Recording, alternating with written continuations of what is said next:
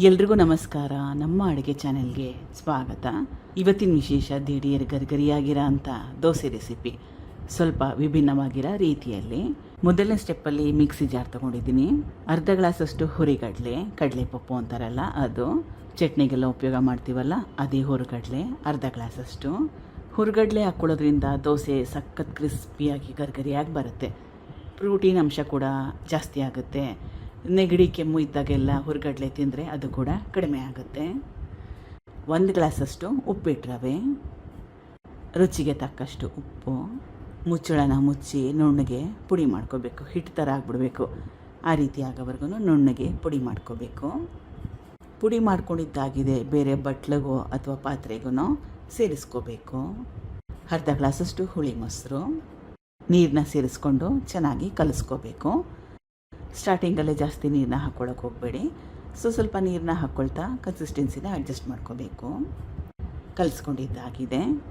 ಇದನ್ನು ಸುಮಾರು ಒಂದು 10 ನಿಮಿಷ, ಜಾಸ್ತಿ ಹೊತ್ತು ಬೇಡ, 10 ನಿಮಿಷ ರೆಸ್ಟ್ ಮಾಡೋಕ್ಕೆ ಬಿಟ್ಟರೆ, ನೆನೆಯಕ್ಕೆ ಬಿಟ್ಟರೆ ಸಾಕಾಗುತ್ತೆ. 10 ನಿಮಿಷ ಆದಮೇಲೆ ಎಲ್ಲದಕ್ಕೂ ಮೊದಲು ಒಂದು ಸಲ ಚೆನ್ನಾಗಿ ಕಲಿಸ್ಕೊಂಡು ನೋಡಬೇಕು. ಸ್ವಲ್ಪ ತೀರಾನೇ ಜಾಸ್ತಿ ಗಟ್ಟಿ ಇದೆ. 2 ರಿಂದ 3 ಚಮಚದಷ್ಟು ನೀರನ್ನ ಹಾಕ್ಕೊಂಡ್ಮೇಲೆ ಚೆನ್ನಾಗಿ ಕಲಿಸ್ಕೋಬೇಕು. ಈಗ ಕಲಿಸ್ಕೊಂಡಿದ್ದಾಗಿದೆ. ಹಿಟ್ಟು ರೆಡಿಯಾಗಿದೆ. ಹೆಂಚಿನ ಮೊದಲೇ ಕಾಯಿಗೆ ಇಟ್ಕೊಂಡಿದ್ದೆ. ಹೆಂಚು ಚೆನ್ನಾಗಿ ಕಾದಿದೆ. ಇದು ಯಾವ ರೀತಿಯಾಗಿರೋ ಹೆಂಚು ಮೇಲೆ ಕೂಡ ಮಾಡ್ಕೋಬೋದು. ಅಂದರೆ ನಾನ್ ಸ್ಟಿಕ್ಕು, ಕಬ್ಬಿಣದ ಕಾವಲಿ ಯಾವುದ್ರ ಮೇಲೆ ಬೇಕೋ ಮಾಡ್ಕೋಬೋದು.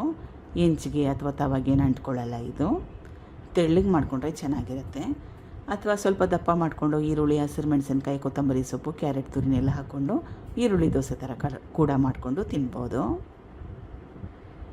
ಸ್ವಲ್ಪ ಎಣ್ಣೆ ಅಥವಾ ತುಪ್ಪ ಹಾಕ್ಕೋಬೋದು, ಬೆಣ್ಣೆ ಹಾಕ್ಕೋಬೋದು, ಏನೂ ಹಾಕ್ಕೊಳ್ದೆ ಕೂಡ ಮಾಡ್ಕೋಬೋದು.